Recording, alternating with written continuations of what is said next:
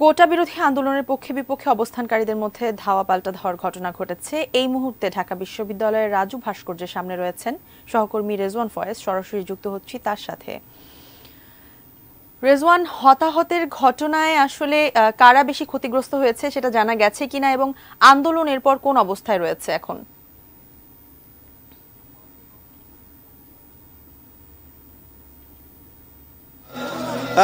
এই মুহূর্তে যদি আমি ঢাকা বিশ্ববিদ্যালয় এলাকার কথা বলি, পুরো ঢাকা বিশ্ববিদ্যালয় এলাকার বিভিন্ন পয়েন্টে ছাত্রলীগের নেতা কর্মীরা যারা আছেন তারা অবস্থান নিয়েছেন। আমি রাজু ভাস্কর্য এলাকায় আছি।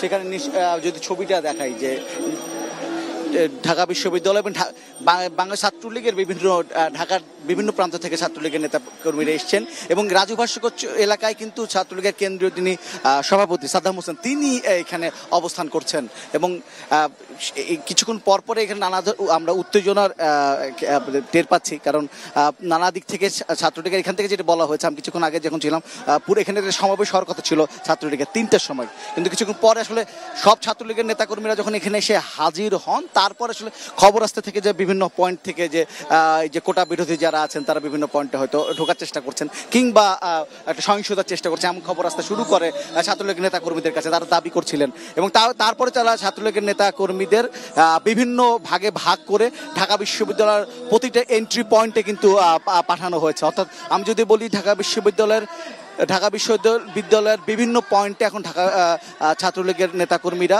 পাহারা দিচ্ছেন। এখন আপনাকে দেখতে পাচ্ছেন যে কিছুক্ষণ আগেও কিন্তু এখানে প্রচুর এই যে এখন কিছুক্ষণ বলা হচ্ছে যে শাহবাগের দিকে একটি ঢাকা মহানগর উত্তর যে ছাত্রলীগ আছেন তাদেরকে শাহবাগের দিকে পাহারার জন্য পাঠিয়ে দেওয়া হয়েছে এবং আরেকটি গ্রুপকে শামসুন নাহার হলের দিকে পাঠিয়ে দেওয়া হচ্ছে ছাত্রলীগের পাহারা তুলে। আমরা তাদেরকে কথা বলছিলাম যে কেন এই অবস্থা তৈরি হলো। তারা ছাত্রলীগের নেতাকর্মীরা যেটা বলছিলেন যে তারা আসলে এই ধরনের পরিস্থিতির জন্য প্রস্তুত ছিলেন না, তারা শান্তিপূর্ণ সমাবেশ করার জন্য এখানে তৈরি হচ্ছিলেন।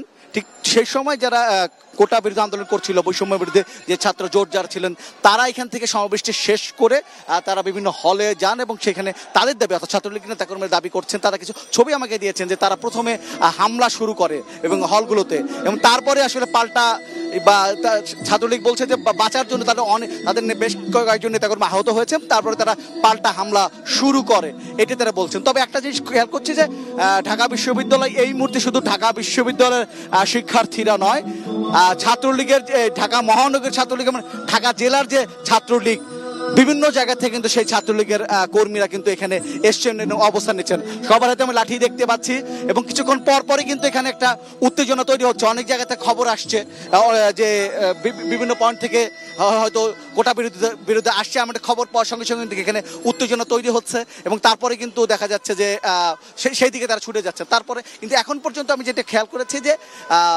এই মুহূর্তে ঢাকা বিশ্ববিদ্যালয়ের পুরো চত্বরটা কিন্তু ছাত্রলীগের নেতাকর্মীদের দখলেই আছে। বিভিন্ন পয়েন্টে তারা অবস্থান নিয়েছেন। যারা ছাত্রীরা কিছুক্ষণ আগে এসেছিলেন এখানে ছাত্রলীগের যারা নারী কর্মীরা আছেন তাদের বিশাল একটি অংশ এখানে ছিলেন, তারা এই মুহূর্তে যারা মধুর ক্যান্টিন এলাকায় অবস্থান নিয়েছেন, অর্থাৎ বিভিন্ন ক্যান্টিন এখানে অবস্থান নিয়েছেন।